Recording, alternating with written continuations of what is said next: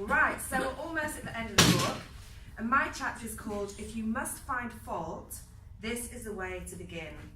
And basically it's all about psychology of the mind and how it's easier to listen to unpleasant things about yourself being said about yourself after someone has just complimented you, basically. And there's quite a few points in this book kind of which detail that. So one of them details a president called Calvin Coolidge, sorry, I need glasses, and I'll get them one day, but at the moment I'm just going to put them like that. Sorry, I will get them soon. I'll get the Specsavers. But anyway, so he is a president who was known to be quite grumpy, I suppose, not the nicest president. So one day when he complimented his secretary, everyone was a bit surprised, and he basically said to his secretary, "That's a very pretty dress you're wearing this morning, and you are a very attractive young woman." But then he went on to say, "Now don't get stuck up. I just said that to make you feel good. From now on, I wish you would be a little more careful with your punctuation."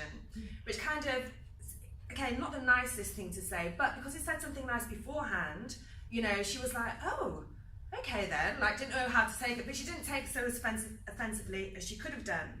Now, maybe a better example is this of a guy called McKinley.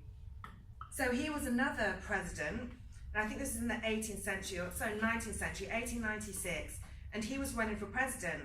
And one of the prominent Republicans was writing his scripts for him. And he said to McKinley, "Oh, here's my script for today," like that. And McKinley thought, "Oh, that's flipping awful. I can't say that to loads of people. I'm going to just, never get this position." So basically, he used the same principle. So he said, "My friend, that is a splendid speech, a magnificent speech. But, then he said, no one could have prepared a better one. There are many occasions on which it would be precisely the right thing to say. But, not in this case, mate, do you know what I mean? It's rubbish." But he didn't say it quite as bad as that, but he said this. He said,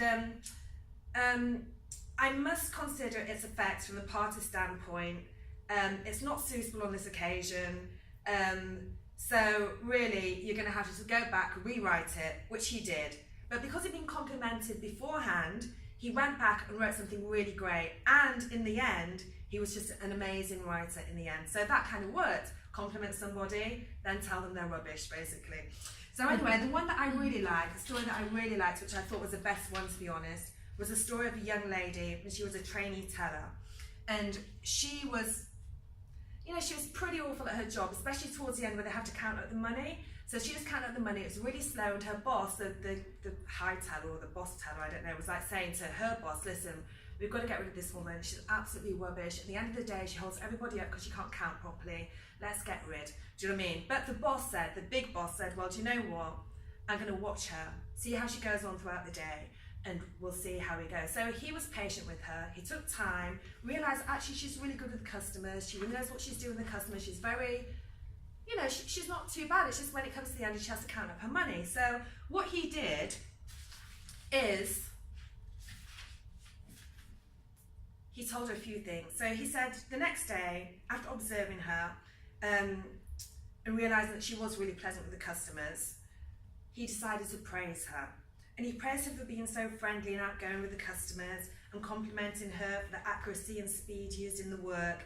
And then he suggested that we review the procedure when it comes to balancing the cash drawer at the end. And so she was a bit like, "Oh, okay then," like that. And she listened because she'd been complimented first, and then she became a really good teller. And this is what I like about the Jenna Star business, We're all guided through by our upline, by John, by Sam, and they help us at all points, because there's points where we're not strong at certain things. We have our weaknesses. Everybody has weaknesses. Everybody has strengths. And when you have somebody who's there with you and watching you, guiding you through, it's really, really helpful. And another point, it's even when Bothwell and I went, networking the other day, he had so many strengths, which, at the time we were all talking in this networking group, and Bothwell, I could see him going to people and talking to them. And I was at the back just chatting to somebody who was just she was never going to buy Jenna Star or not buy it, but get into Genostar. Do you know what I mean? I was just talking to someone who was like running the actual networking event, and I was like, oh, chatting. And I saw Bothwell, oh gosh, he's doing so well. So he went up, kind of warmed the people up, and then when I turned up, he went, oh, this is Anne-Marie, my team leader, and that was just like, I just went in and got the names and the numbers, not like, see you later, thanks Bothwell, do you know what I mean? But obviously, Bothwell, you can have those, you know, if they come through, whatever. Sorry, Bothwell, I'm not stealing your clients, but we worked together, do you know what I mean? We worked together, it worked really well, and that's what I liked about that story, because it's just working together, isn't it? It's good, and I'm loving this book, and yeah, that's it. Great. Woo! Awesome.